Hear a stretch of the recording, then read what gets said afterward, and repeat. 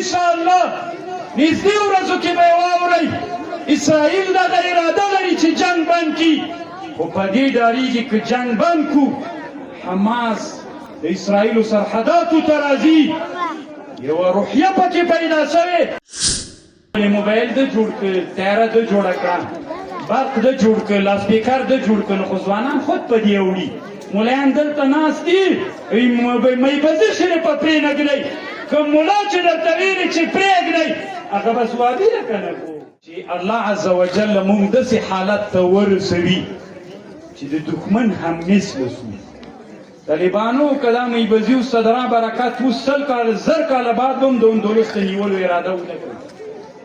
2000 کاله بعد به هم د قرطبي په جومات کې بیا لمونځ ونه کړي خو که تا هغه علومو ته چې نن اسلامي امت ورته ضرورت لري ورمخه کړله او راژوندي دې کړل انشاءالله بعیده یمه به لکه 10 کاله بعد ته لکه هغه اس والعادیات ضبحا فالمغیرات صبحا فأثرن به نقعا فوسطن به جمعا دیتا اسونو ټانګونو او دیتا تیارو دیتا وسلو داسې غورهری نه کو او بیا یې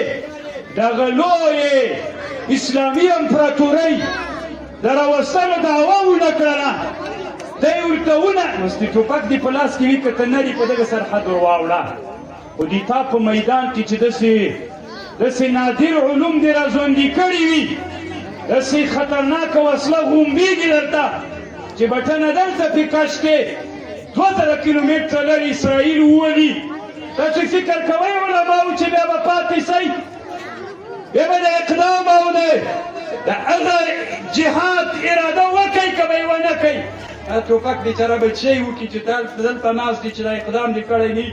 شنګ دې د غوږ ته جګسي خوند به درکړي قومنده دې وسکېږي ټوله هغه علومو ته طالبانو علماو د ټولو علمي اداراتو انسانانو ضرورت ده الله پاک دې موږ په ټولو علومو اخرینۍ خبره لنډو الفاظو کې کوم علامه ابوالحسن علي الندوي رحمه الله یو شاعر خبره نقل کړې علماو دا ډېره خطرناکه خبر ده مصر کې فرعون لوی ظلم وکړ قرآن هم تر نقل که نور د فرعون د زمانې نه تر نن زمانې هغه ظلم خلک یادوي ظلم څه شی ظلم دا و چې یذبحون ابناهم ویستحیون نساءهم واړه ماشومان یې د بادشاهي لپاره فرعون حلالول ښځې ژوندۍ پرېښودلې هغه شاعر وایي بی فرعون ډېر قمقلو د ننني خلق غوندې که یوه پوهنځۍ په مصر کې جوړه کړې وای چې فکریا غربي ښکېلات پکې وای ټول مصر به بیدون د وژلو نه د فرعون بادشاهي دوام کړی و خیر د علماو په دې خبره لږ ډېر فکر وکړئ دا ځان سره ولیکئ د شپې کې فکر وکړئ نن د سعودي په مقدسه خاوره باندې د شرابو پلورنځی جوړ شو نن د سعودي په پاکه خاوره باندې تاسې به کله ویډیوګانې وینئ په مسجد النبوي او مسجد الحرام کې لوڅانې ښځې راځي په حرم کې دننه بیا هغه پړونه یې غوندي نن د سعودي هغه پاکه خاوره د داسې حالت سره مخ شوله هلته غربیانو یو نصاب راوړ هغه غربي نصاب باندې نن د سعودي ځوانان زرګونو علماو د سعودي د حکومت بندیان دي نن د دوبۍ واکمني دا د بخارا څه ده د بخارا او سمرقند دلته چې ته ځې ویزه نه درکوي ځکه د پړګۍ سره به ته نه ګرځي چې مسلمانانو کې احساس بېرته راژوندی کېږي 18 کلن هلک نجلۍ مدرسې جومات ته نشي تللی پس به 18 کلنۍ نه به ځي څه فکر کوئ نن په ټوله عربي نړۍ باندې د امریکې واکمني شته که نشته جواب راکوئ که نه وای د بیت المقدس د ازادۍ دپاره به راپورته سوي ول تاسې د رفح چې دا 3-4 ورځې کېږي چې اسرائیلو بمبار شروع کړی چې کیمپ ده، یعنې دا د غزې او د فلسطین په مابین کې دا دیوال تاسې لږ وګورئ، دا دیوال ولاکه د ګوانتانامو د زندان هم داسې دیوال، ولاکه د بګرام د زندان هم داسې کلک سرحدي زنجیرونه او هغې پې اچولي چې مسلمانان روان وړي. د شاعر خبره رښتیا سوه که نه؟ وی فرعون قمقل و که هغه زمانه کې یو غربي فکره پوهنځی په مصر کې جوړه کړې وی، د مصر په انسانانو به یې کار کړی و، ټوله واکمني به یې لاسته راوړې وه. نن په ټوله عربي نړۍ باندې د غرب واکمني ده که نه؟ هغه واکمني د څه وجې نه ده؟ هلته یې نصاب دوی ته بدل کړی، نصاب یې داسې نصاب جوړ کړی چې علم یې ټول غربیانو ته وړی. ځوان نسل داسې فکر کوي چې اسلام بیخي د علم دین ده نه، علم دین خو دا ده چې دا ټول کافران دي. ولې موبایل ده جوړ کړ، تیاره ده جوړه کړه، برق ده جوړ کړ، لاسپیکر ده جوړ کړ، نو خو ځوانان خود په دې اوړي. ملایان دلته ناست دي میبزي شرې په پرېنږدئ، که ملا چې درته ویلي چې پرېږدئ هغه به ځوابي ده که نه کو. نن تاسې پوهېږئ د ځوانانو، هغه ځوانان چې پرمختللي دي، علوم لري، هغوی دغه سوال ذهنونو کې ورچولی، ټوپک کلاشینکوف روسي جوړ کړی، همدا یې نوم د موبایل ده جوړ کړی، دا ده جوړ کړی. مسلمانان څه بلا ویلي؟ که اسلام د علم دین وی خو دوی به هم دا کارونه کړي ول. ځوان دغه خبر مني او موږ دلته لګیا یو، ځوان نسل مو په میبزي شریف باندې تباه او برباد کړ. د جامي په حواشیو باندې 20 کاله پې تېر کړو، طالب بله ورځ اعصاب هم خراب غوندي وي، په خبر هم نه پوهېږي، په اداره کې هم کار نشي کولی. بیا وایي چې استاذ الله دې هلاک کړه چې دې طریقې نه ولي. فکر وکړه، دومره ډېر تقلید اعمام مه کوه، دومره ډېر تقلید اعمام مه کوه، په دې فکر وکړه چې نننۍ دنیا کې دنیا چېرته روانه ده، زه دښمن سره څنګه هم مثل سم، زه هغه سره څنګه مقابله وکړم. هسې ځوانانو موږ یو بریکډال درلوده، څومره ورسره ستړي ول ساتلو کې،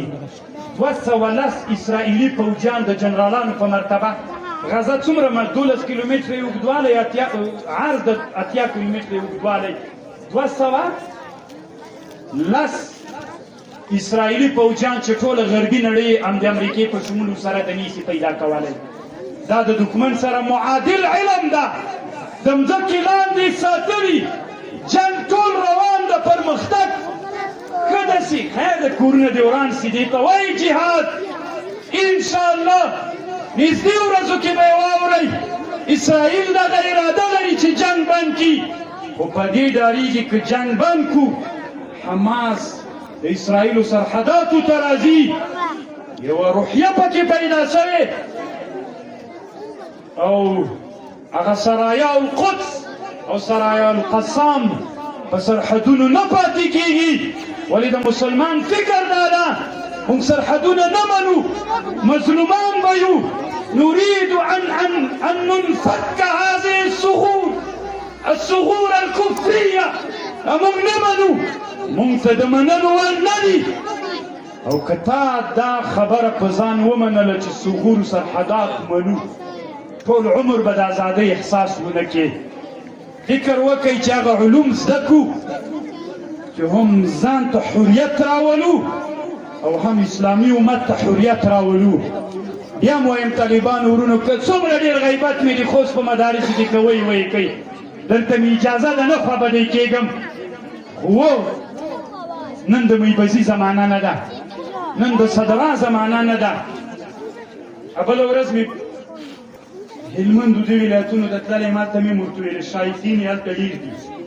په ورځ د قیام اوس هم د علماو نه ولا الله پوښتنه وکړي. لیواکي بخاري شریف، لیواکي میبزي شریف، دا دې جوړه دي چې شي لپاره، وانزل الناس على قدر منازلهم، دغه مدرسې بس چې که نه د دې لپاره چې موږ دلته طالبان فارغ کړو. لیواکي مولات شی کوي. بله ورځ زه د بګرام اډې ته دعوت کړی وم، هلته جلسه وه، ورته ومې ویلې ویل کاشکې مو زه دې ته راغوښتلی وی چې داسې یو توغندی مو جوړ کړی چې 50 کیلومتره مزل کې یې دی ته د سربندي ورکړې وای. که چې دا ټول ځایونه خو ټولو علومو ته ضرورت شته، مدرسې د انسانان تربیت کوي د روحي روزنې لپاره د فکري روزنې لپاره وزارت دفاع د خلک د دې لپاره وروزي چې د موږ مادي پرمختګ نصیب شي په وزارت دفاع کې موږ قاضي مبارک او سرپریر مبارک او بدل میزان مبارک او مختصر معنی مبارک هلته شي کې مدرسې سته که نه هغه د نظامي زده کړو دپاره جوړ کړه ځکه موږ نن ناکام یو که موږ مدرسه کې دغه ځوان نسل په روحي فکر وروزو وزارت دفاع کې واعدوا لهم ما استطعتم من قوه ومن رباط الخيل ترهبون تشرح الماني وګورئ څه وایي تفسیر منار وګورئ څه وایي دا مو چې وکتل هغه چې هغه قهرمانان راووتل 2000 کیلومتره توغندۍ مو جوړ کړ قدس تل ابیب ویستلی سي دلته مو دا فکري ورسره کړه مثبت و منفي جوړ سل ته بیا ګوره چې موږ څنګه فاتحین ګرځېږو دلته هم داسې هلته هم داسې هلته هم داسې ټوپک به موږ ته بل څوک راوړي د کلشنکوف پرمۍ موږ نسو جوړولی بیا موږ وایو چې موږ علماو ډېر خدمت کړی علماو په دې موږ نه خلاصېږو بخښنه غواړم که تیزې خبرې مې کړي علماو الله نه بخښنه غواړم که سهوه سوی یم د الله نه هم بخښنه غواړم تاسې نه خو خیر د علماو راځئ دا احساساتونه خپل راپورته کړو په علم باندې نن ورځې د دنیا سره چلند وکړو چې موږ هم د مظلومیت نه خلاص او د اسلامي امت فکر هم ولرو چې د مظلومیت نه خلاص کړو الله دې دغه مدرسو ټولې دیني مدارس تر ورځ د قیامته آبادې ولري خو د دې بښنه هم غواړم د نورو علماو مې وخت ونیو واخر دعوانا ان الحمد لله رب العالمين حافظين بأخرى